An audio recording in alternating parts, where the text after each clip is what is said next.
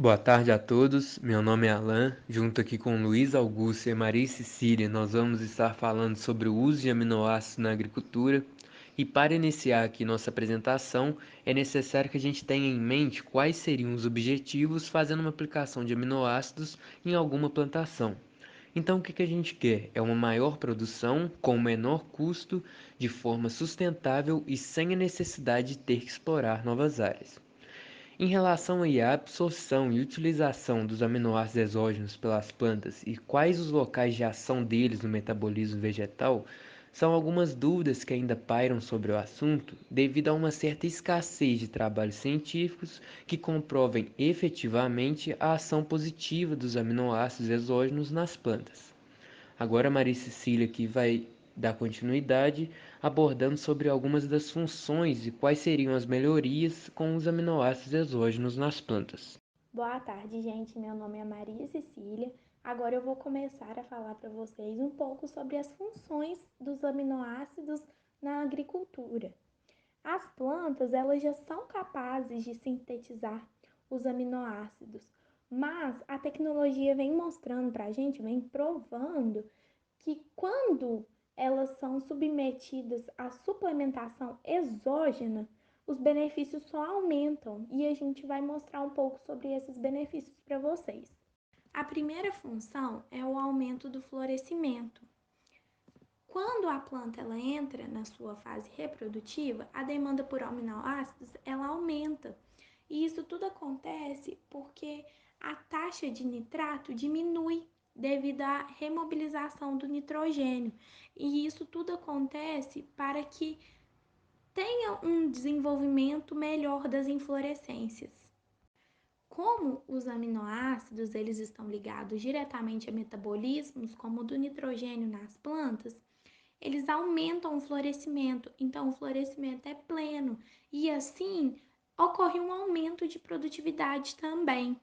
Como já foi dito no primeiro tópico, a taxa de redução do nitrato ela diminui em função da remobilização do nitrogênio foliar. E isso aumenta a exportação de aminoácidos para a folha, o que acaba enriquecendo mais a parte aérea da planta.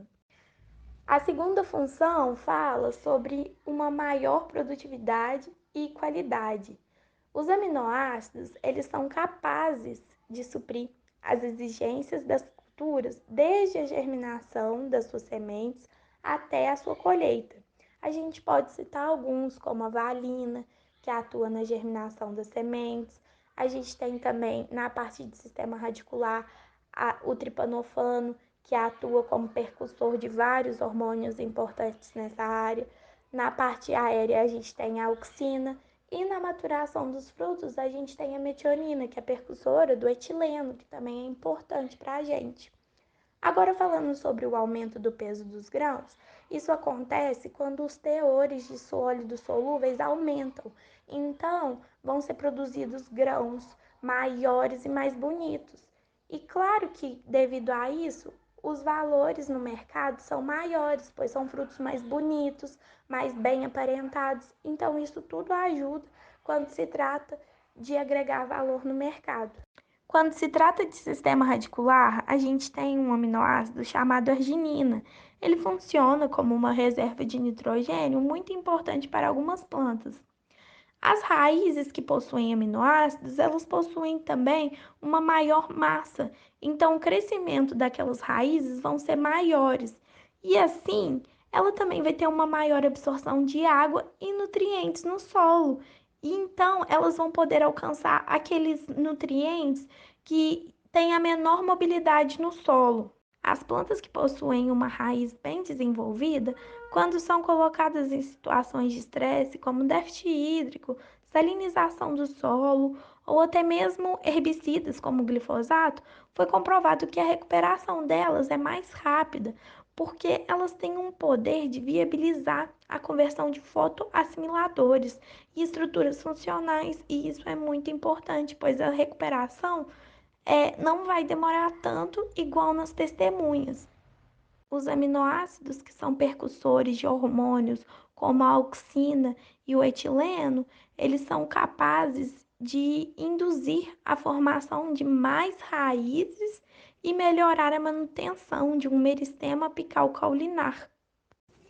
Boa tarde, meu nome é Luiz Augusto, venho aqui dar continuidade ao trabalho e vou começar falando sobre equilíbrio e metabolismo vegetal.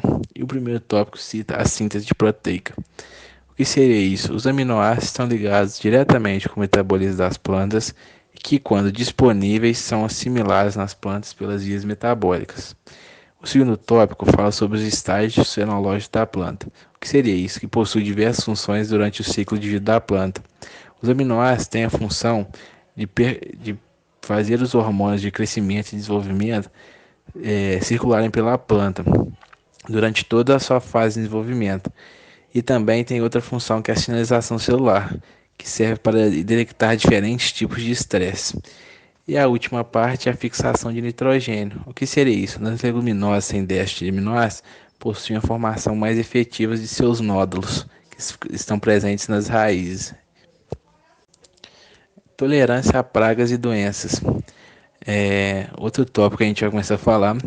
E o primeiro tópico aqui é a imunização da planta. O que seria isso? Eles são responsáveis pela atenção do sistema imunológico das plantas através da síntese de determinadas proteínas. Então, quando acontece a síntese de proteínas, algumas dessas servem como uma proteção do sistema imunológico da planta. O segundo tópico fala sobre o endurecimento da parede celular, que proporciona a redução de compostos solúveis e assim tendo um endurecimento das paredes celulares. Então diminui a compostibilidade líquida da parede celular e aumenta a capacidade de sólidos e evita que o ataque de invasores, desenvolvendo assim um papel imunológico. Então, com o endurecimento da parede celular, você tem uma maior dificuldade de penetração de insetos invasores. Absorção e translocação de nutrientes. Vamos falar do primeiro tópico aqui da junção de macro e micronutrientes, que possuem efeito quelante. É isso que faz com que o macro e micronutrientes catiônicos se anexem a esses aminoácidos. Então, se os micro e macronutrientes forem positivos, de carga positiva, eles vão se colar, pode-se dizer que colar nos aminoácidos, e assim terão um transporte mais fácil e mais rápido. Agora eu vou falar do segundo tópico, que é a maior penetração, que quando o mineral é anexado a aminoácidos pelo processo de quelatização, há maior penetração na membrana cuticular. Como eu disse anteriormente, ele tem uma maior facilidade quando ele se junta ao aminoácido.